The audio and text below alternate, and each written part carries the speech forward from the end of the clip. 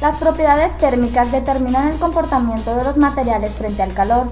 La temperatura es un factor externo de enorme importancia, ya que afecta prácticamente todas las características y las propiedades mecánicas, eléctricas o magnéticas sufren importantes cambios cuando la temperatura varía. En efecto, cuando un sólido recibe energía en forma de calor, el material absorbe calor, lo transmite y se expande. Estos tres fenómenos dependen respectivamente de tres propiedades características del material: la capacidad calorífica o su equivalente calor específico, de su conductividad térmica y de su coeficiente de dilatación. Capacidad calorífica de una sustancia. Es una propiedad indicativa de la habilidad de un material para absorber calor de los alrededores.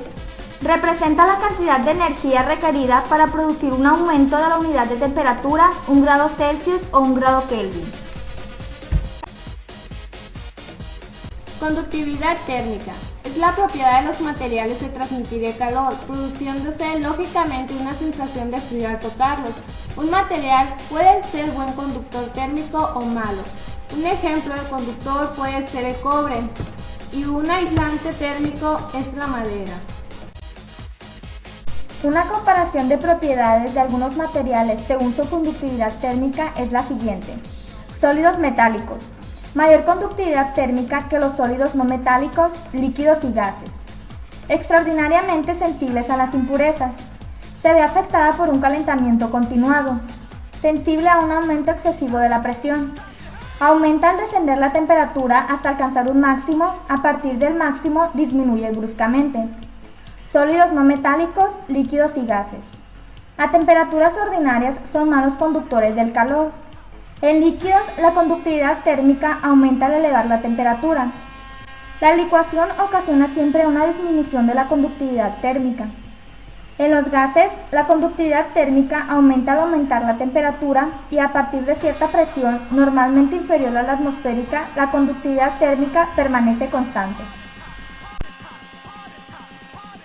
Dilatación térmica. La mayoría de los materiales sólidos se expanden cuando son calentados y se contraen cuando son enfriados.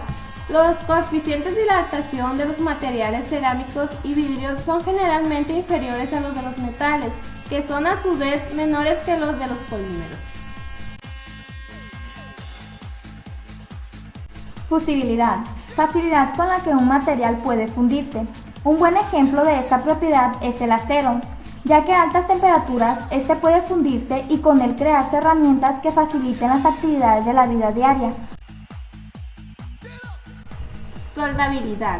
Facilidad de un material para poder soldarse consigo mismo o con otro material. Lógicamente, los materiales con buena fusibilidad suelen tener buena soldabilidad.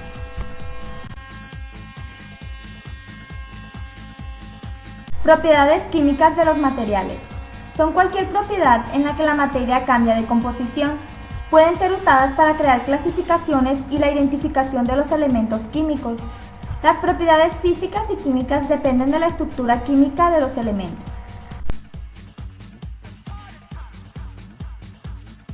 Las propiedades químicas de los elementos se determinan haciéndolos reaccionar con el hidrógeno, con el oxígeno o con el agua y describiendo las condiciones, por ejemplo la temperatura, en las que las reacciones se producen y su velocidad.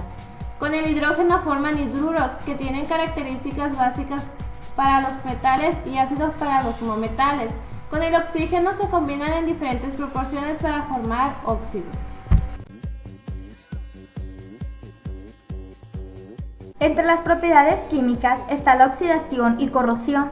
La primera se da en el material al combinarse con el oxígeno y se transforma en óxidos.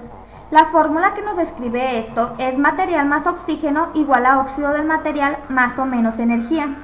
Por otra parte está la corrosión, que es la oxidación pero cuando se da en ambientes húmedos o en presencia de otras sustancias agresivas como lo es el agua. La corrosión se presenta en tres tipos de materiales, en los metales, cerámicos y polímeros. En este último se le denomina como desgaste. En conclusión, la importancia de las propiedades de los materiales radica en que todo diseño y selección de material para la fabricación de un producto se debe de tener en cuenta las propiedades de este, ya que ellas hacen que el material sea el adecuado para dicha producción. Por ejemplo, el diseñar el material del cual se puede producir una taza de café. En solución tenemos que a fin de evitar que el usuario se queme las manos, las tazas de café deberán proporcionar un excelente aislamiento térmico. Tanto cerámicos como polímeros son apropiados debido a su baja conductividad térmica.